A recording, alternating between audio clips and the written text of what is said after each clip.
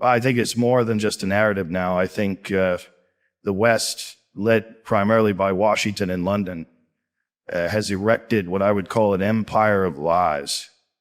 It's truly devastating, and it's shocking in its scale and impact. It's something that, frankly, I was completely unprepared for. I've never seen anything quite like this, where systematically we have lied about everything involving Russia and Ukraine now for months, if not years. And the truth of the matter is that people have never been told or not being told, and you can find the truth, but you got to look for it, obviously, on the internet, is that Russia is by no means the evil aggressor at this thing. If anything, Russia launched an operation that it felt it had to secure its country. We have been working tirelessly for at least the last 20 years to undermine and weaken Russia in whatever way possible. We decided we didn't care much for Mr. Putin and his success at essentially retrieving Russia from the ash heap of history. And then the Russians made it very clear that they would not accept NATO on its borders. I mean, effectively, they'd done that with Latvia and Estonia. They do have a border up there. But they made it very clear that Ukraine, which is roughly the size of Texas in the United States, could never be a member of NATO, that simply presented too much of a danger.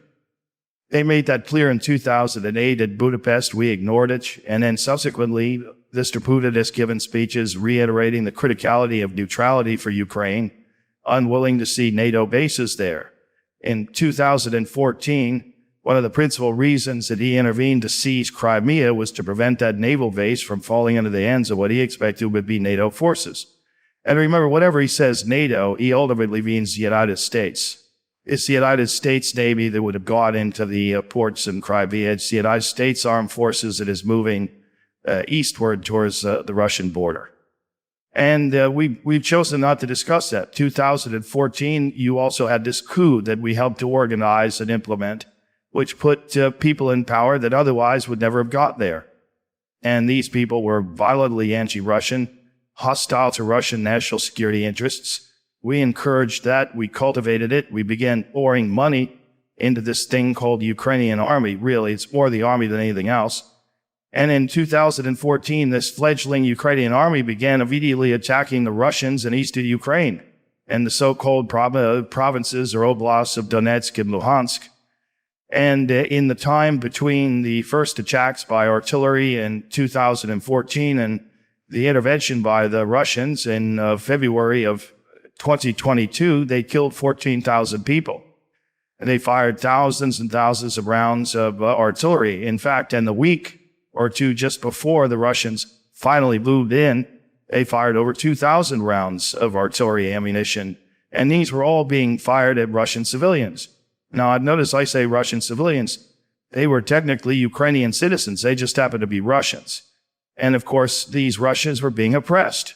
They were effectively presented with a fait accompli. Either you become Ukrainian, you stop speaking Russian, you speak Ukrainian, you write in Ukrainian, and you adopt Ukrainian identity and culture and so forth, or we're going to punish you. And so the Russians in eastern Ukraine have been second or third class citizens now for years. All of this did not go down well in Russia, as you can imagine. And then, of course, we had this thing called the Minsk Accords, which was, in theory, presented to the Russians as a way to get past the conflict and maintain some measure of civility and peace in Ukraine. Well, it didn't work, and it didn't work, as we've discovered, because first Chancellor Merkel, who's now retired, and then subsequently Mr. Macron, the president de France, both admitted the whole thing was a hoax. It was simply a device to buy time for the Ukrainians to build their forces up. It became very clear to the Russians that this large force, which is extremely well equipped and I would argue reasonably well trained, certainly by NATO standards, was poised to launch an attack at Russia with the goal of crushing the Russians at Luhansk and Donetsk and then ultimately retaking Crimea. So the Russians said, no, thank you. And they intervened. The big mistake they made is that they assumed that someone was willing to negotiate with them. And so they went in with a really small force, no more than 90,000 on the ground in terms of combat troops. And they discovered after 2 or 3 months, 4 months, even though they were not taking heavy casualties as originally reported, they took very light casualties. It was the Ukrainians that had begun taking heavy casualties almost from the beginning. they discovered that they weren't going to get a negotiated settlement. Finally, the generals met with Putin last summer and said, this is a war. This is not what we bargained for. We miscalculated. The underlying assumptions were wrong. There is no one to talk to. And you'll recall that shortly after your former prime minister's visit in April to Mr. Zelensky, that any hope of talks was crushed. And ultimately, they said, we've got to get ready for a real war. That meant mobilizing reserves, expanding the size of the army, training everybody up, re-equipping people, because the equipment they used initially was almost all obsolescent. So that was completed by Christmas. Then there was pressure to launch an offensive, but the weather didn't cooperate. And we go back to World War II, you find that the major offensives were either launched in the dead of winter when the ground was frozen, or they were launched in June, July, August, September timeframe. So the Russians then said, fine, we'll build an impregnable defense, hold what we've got, and invite the Ukrainians to attack us. And in the vein, John, the Ukrainians have taken terrible losses. And these losses have never been truthfully reported in the Western media, because I think Washington was very concerned that if it became clear that the Ukrainians were dying at great numbers, their forces were being destroyed almost faster than they could be fielded, that support for this insane notion of waging a proxy war on the backs of the Ukrainian people against Russia would no longer be supported in NATO. So the easy solution was lie. And then you have a compliant media that is ideologically aligned with the globalist neocon governments of the West, especially Washington and London, and it becomes very easy to tailor the message to somehow or another sustain support. And remember, Russia still has the legacy of the Cold War behind it. And what that means is it's easy to convince people that Russians are bad. Russians are evil. After all, wasn't the Soviet Union bad and evil? Of course, this is not the Soviet Union. This country today is radically different. If anything, it is extremely religious, culturally conservative. And I think the Russian military, contrary to what's being reported in the Western media, has behaved extraordinarily well. Is not guilty of 90% of the war crimes of which it's being accused. On the other hand, the Ukrainian military has behaved atrociously and murdered people in large numbers and celebrated it in Nazi fashion. So at the end of the day, this is an empire of lies. Now, here's some good news. Empires of lies create truth bombs, and the truth bombs are beginning to explode. And I'm sure that you're aware of the leaked documents, but also more and more information from the battlefield is slipping through. Reporters who are not part of the mainstream are there, and they're telling the truth. So it's harder and harder to maintain the fiction that the Ukrainians are winning, that the Ukrainians ever could win, that the Russians are losing, and the Russians are incompetent, incapable, and stupid, just as it's become impossible to argue that the Russian economy has been harmed at all by the sanctions. On the contrary, Russian economy is doing quite well. So I think that's where we are right now. The Russian military is waiting for the ground to dry. More Ukrainians are attacking. They've lost now at least 300,000 dead. I've seen higher estimates than that. Now the Russians are looking at perhaps 30,000 killed in action and perhaps 40, 50,000 wounded. But the difference between Russian wounded and Ukrainian wounded is that Russian wounded are quickly evacuated, their wounds are treated, and they're returned to duty, about 90% of them. Whereas the Ukrainian side doesn't do that as well, can't do it as well, and large numbers of people are dying of wounds on the battlefield. So it's a treacherous situation. I think it's a humanitarian crisis. We haven't even discussed the tens of millions of people whose lives are destroyed in Ukraine. 11 million plus have now left the country. I've seen estimates that suggest that they started with 34.5 billion in the country. They're down now to somewhere around 18 or 19 million. And the Ukrainians, they're coming out now and have been coming out from the beginning, who all report they have no intention of going back. And we haven't even begun to address the child trafficking and trafficking of women that has gone on without a break, and the black market for much of the material that we sent over there. And obviously the squandering of cash that ends up in bank accounts in places like Cyprus belonging to people like Zelensky and the key figures in his operation, including generals in the Ukrainian army, even down to the giant low. This is a disaster. We should put a stop to it right away and try to rescue as much of Ukraine as we can. I think it was Sun Tzu that said all warfare is based on deception. And a lot of times the media has been co-opted into this, and we saw that with Vietnam, etc. How is this any different than the other military conflict? Is it the scale of the deception, also the cooperation of the media? I lived through the Vietnam era. In fact, I went to, it started out in the military in 1971 at Virginia Military Institute, then went on to West Point in 1972, and we were still dealing with the Vietnam disaster. And it was very clear that at least until 1968, the media was giving the military a pass. They were essentially reporting figures for casualties that were not accurate. They were slow rolling our own casualties, increasing and inflating the casualties on the other side. And of course, promoting the notion that we were winning. And you had a massive campaign launched by the president and the senior four-star at the time, Westmoreland, in 1967, to convince everybody we, quote unquote, turned the corner. We're winning. Then, of course, we got the Tet Offensive in January, and it was a disaster. It became abundantly clear to everyone that the media could no longer pretend, and the media was less interested in pretending. You still had a lot of people in the media with some sense of integrity and devotion to the country. They began to tell the truth. That made lots of people angry.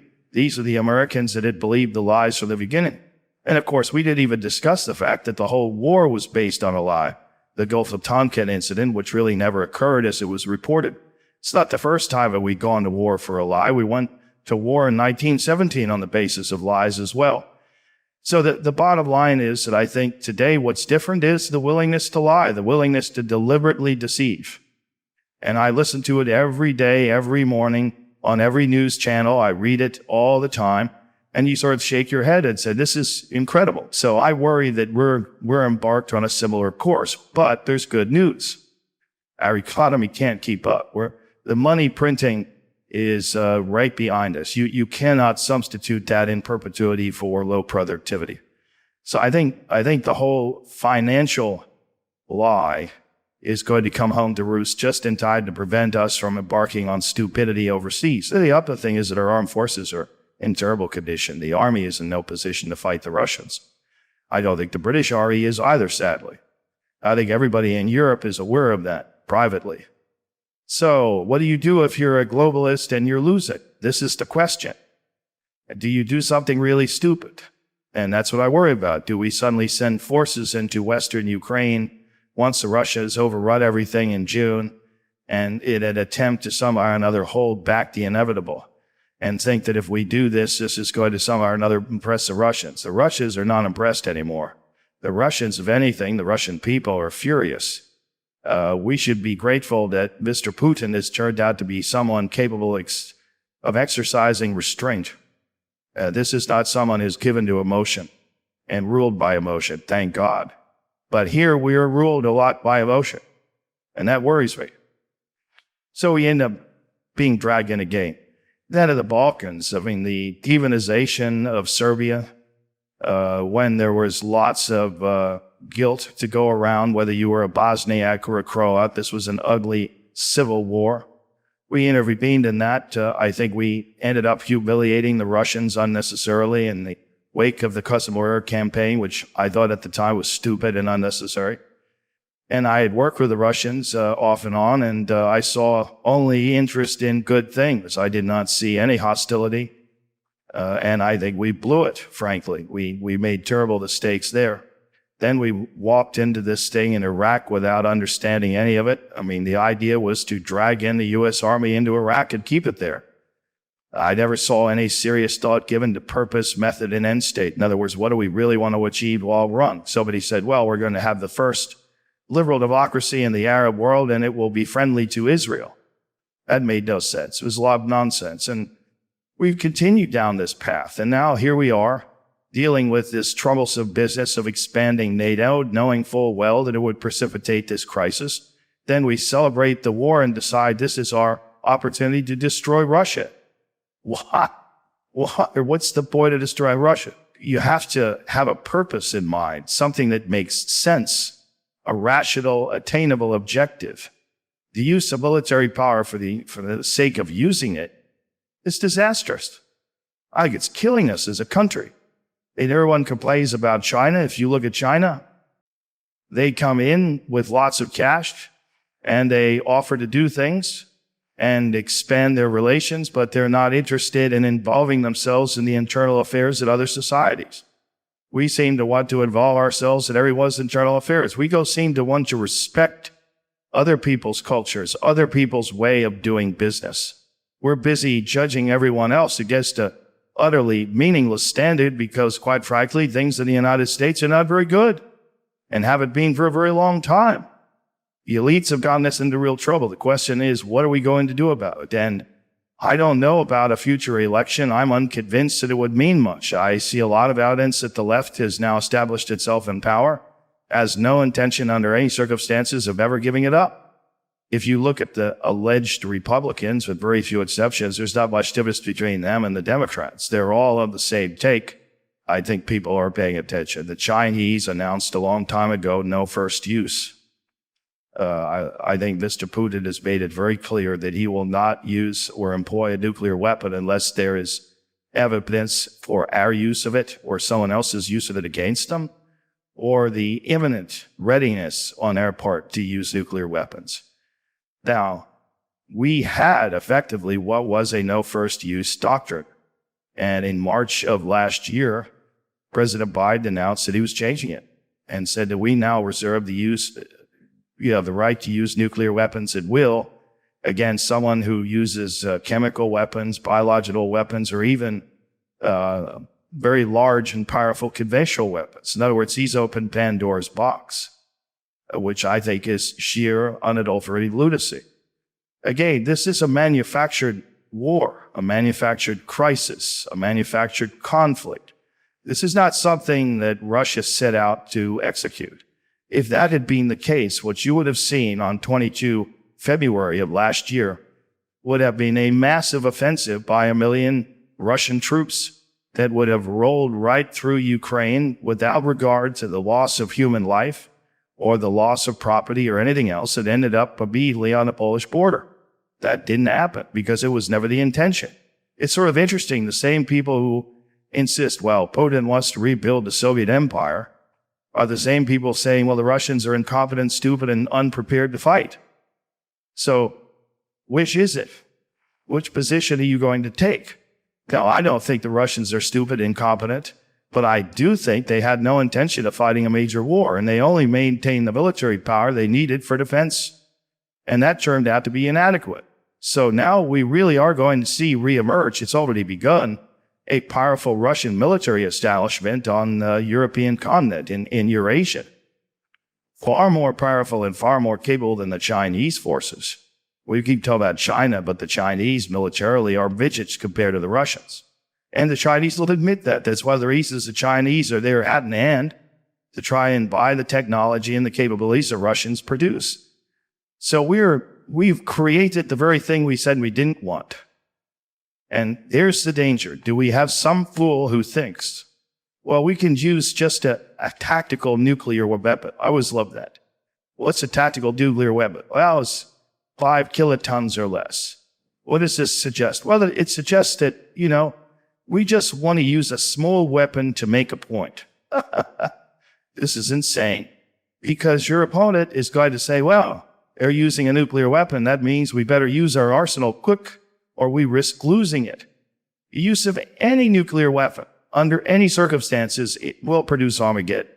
We need to understand that. And I don't see any evidence for that on Mr. Putin's agenda at all. But I hear people in Washington say stupid things about it regularly. There are still foolish, deranged people here who believe you can fight and win a nuclear war. Russia is stronger militarily today, right now, than they have been at any time in recent history. The Russian military is not only growing, it's well-trained, and it's not just well-trained in basic military knowledge. It's well-trained in the most relevant combat-derived experience. And we're talking about modern, large-scale combat, the kind of combat that Russia would be, facing if they had to take on NATO. Russia is, besides Ukraine, Russia is the only other military that has this kind of first-hand experience. Drone warfare, it's revolutionary. Russia has integrated drone warfare into every aspect of what it's doing. Russia stress test their mobilization. And it's not just the 300,000 that were mobilized, but the fact that 1,500 Russians volunteer every day to serve in the special military operations. Russia has expanded its military from 900,000 to 1.6 million. There's 2 new military districts, the Leningrad military districts. Thank you very much, Finland. You have to live at that one. The Moscow military district. Finland now has to, they didn't have 70,000 Russian troops on their borders. Now they do. Russian troops that are solely focused on fighting the Finns, defeating the Finns. And so now the Finns are going to be called upon to bankrupt themselves to build a military that they didn't need to build, but now they're going to have to build. It's just, Russia's stronger. Ukraine more unified. They didn't have a presidential election. Ukraine's not a democracy right now. It's a dictatorship, straight up dictatorship. Military, they're ruling, by, military decree, martial law. By not having a presidential election, we run into a situation that come, I think, May 20th. There's supposed to be an inauguration of a new president. There won't be. Russia said that everything changes at that point. Everything changes. How they view Zelensky, how they view the Ukrainian government changes. And what that may mean is that Russia's given a lot of assurances to people that they won't kill Zelensky as long as he's the president of Ukraine. According to Russia, he ain't going to be the president of Ukraine on May 21st. And Lavrov has sort of said, well, let's see what happens. When you got the senior diplomat making these kind of statements, it's a bad moment. And I think we're seeing that the Ukrainian military is recognizing the total dysfunction and delusion of Zelensky. And there's now increasing talk about the potential of the military coup to remove Zelensky from power. How does this represent unity? It doesn't. Ukraine is a dysfunctional nation. This is what strategic defeat looks like. And there's literally nothing that can happen. Even if they pass that aid bill today, it isn't going to change the bottom line. There's now talk that Russia has, they've destroyed Ukrainian air defense to the extent now that they're able to drop these glide bombs at will on targets, and they're mass producing them. They're starting to bring in these 3,000 kilogram bombs. That's like 6,000 pounds. And you start dropping these things on the Ukrainian positions, there's nothing left, and there's nothing to replace them. Holes will open up, and Russian forces will go in. Russia's expanded its force structure. Right now, you have, there was talk around 600, 700,000 Russian forces deployed in the special military operations zone. Russia's talking about building 2 new combined arms army, like right now, ready to deploy them. So you're probably taking this number up to, 800,000. They're going to have something called the Dnieper River Flotilla, another 20,000. So you're getting close to 900,000 with a surge capacity of 1 million men.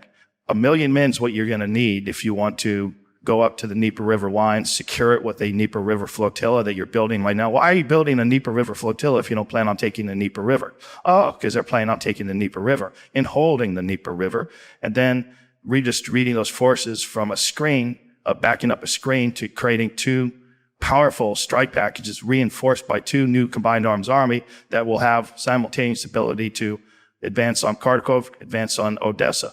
And I think that's how the summer is breaking out. That strategic victory by Russia, absolute defeat by Ukraine, combined with what I think is probably going to be the demise of the Zelensky government, replaced by a government that understands reality and will sit down with the Russians and negotiate a termination of this conflict, where Russia owns Odessa, Kharkov, Mykolaiv, maybe Dnipropetrovsk. But, the map of Ukraine will change forever, and so will the politics, because none of this pro-NATO nonsense will be allowed to survive in a post-conflict Ukraine.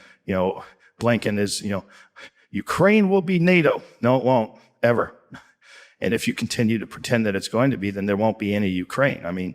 Right now we're looking at a situation where Ukraine's going to lose almost 50% of its territory. But if this war continues at the behest of NATO, then Ukraine will lose 100% of its territory.